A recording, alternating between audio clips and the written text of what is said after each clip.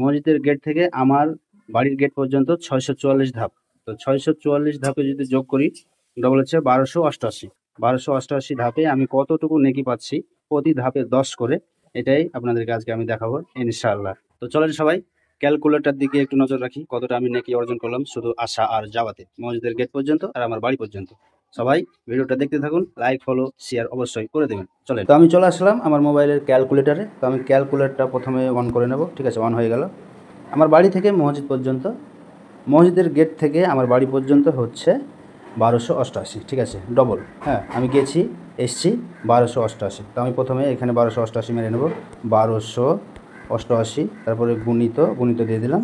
এবার আমি এটাকে গুণ করব 10 দিয়ে। ঠিক আছে, এই 10। তো আপনারা দেখতে পাচ্ছেন 12,880। তো এটা শুধু যাওয়া আসার নেকি। মসজিদে আমি নামাজ পড়েছি, সুন্নাত পড়েছি, আরও জিকির আজকার করেছি, এগুলো সম্পূর্ণ আলাদা। মসজিদের গেট থেকে আমার বাড়ি পর্যন্ত এটা হচ্ছে আসা এবং যাওয়ার নেকি 12,880।